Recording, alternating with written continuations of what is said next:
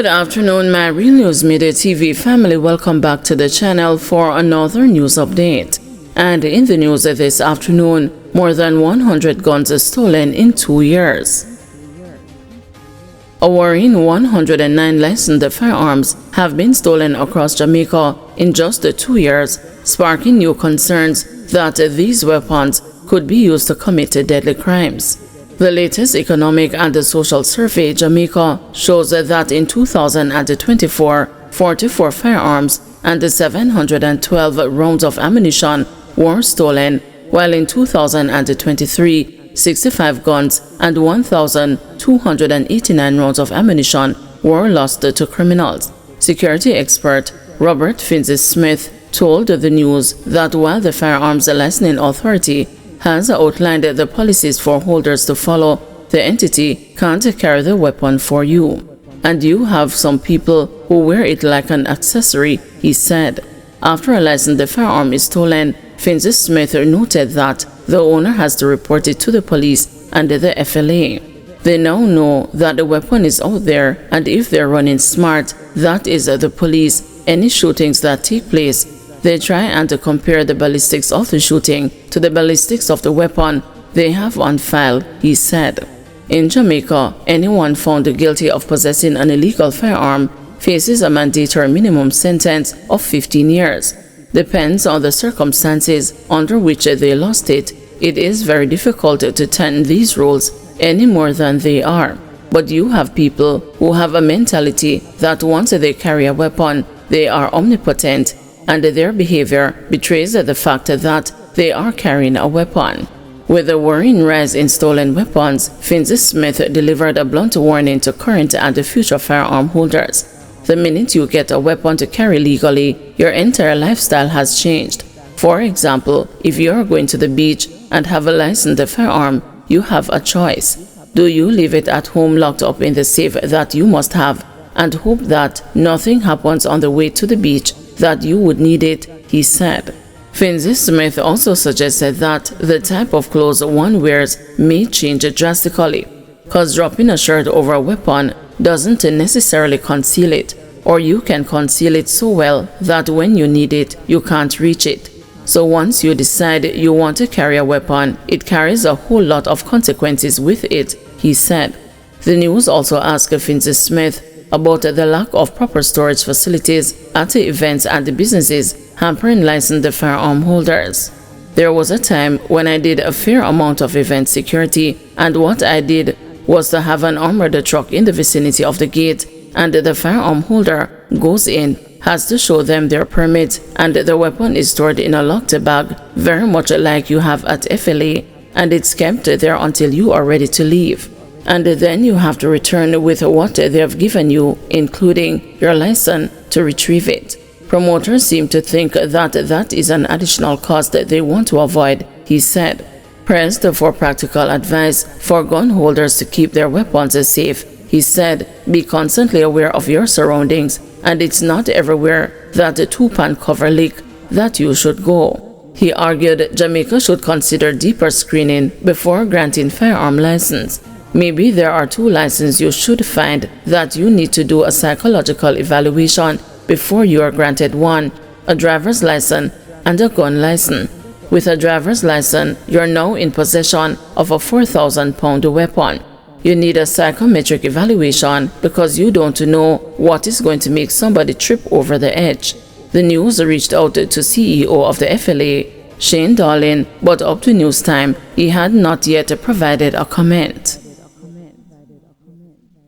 Retired principals can't afford medication.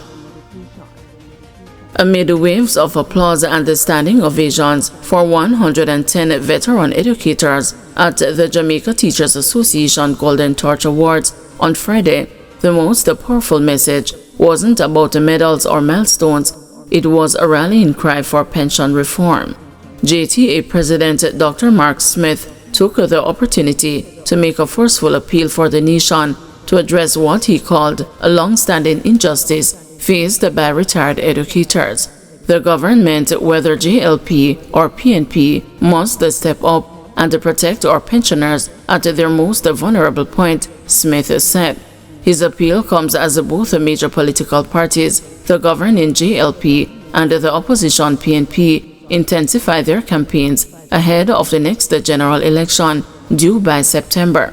Smith said the issue of teachers' pension is a major one that needs urgent attention. He said that retired teachers are left to struggle on pensions that can't even cover their medication.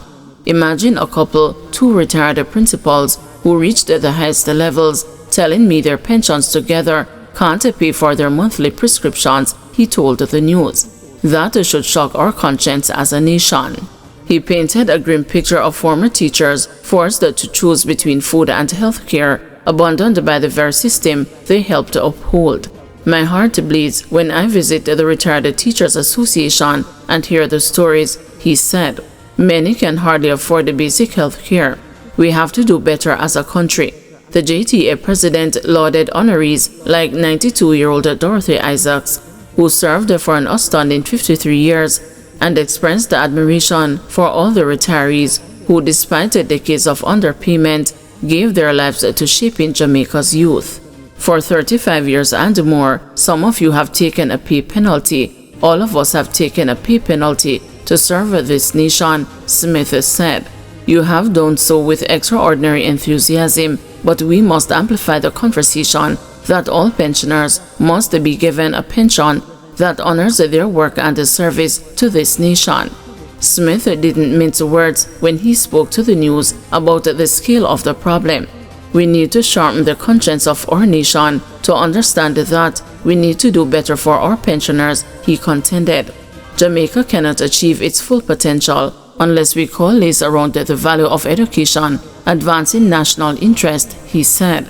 While the country boasts about macroeconomic gains and ambitions under the National Development Goal, Vision 2030, Smith said the reality for many retired educators is stark, especially those without children or support systems.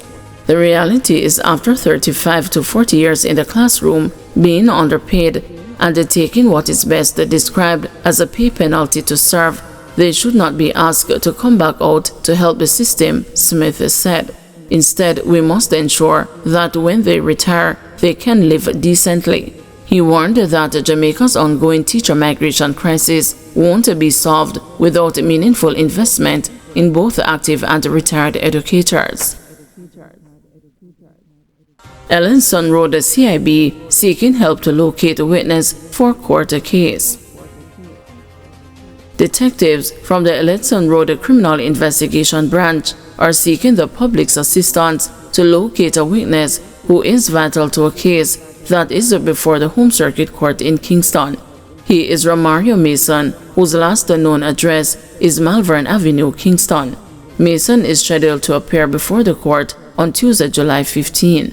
Romario Mason, or anyone knowing his whereabouts, is being asked to contact the Ellenson Road CIB at 876-839-6875, the 119 police emergency number, or the nearest police station. Guys, thank you for watching. See you this evening at 6 p.m. for another news update.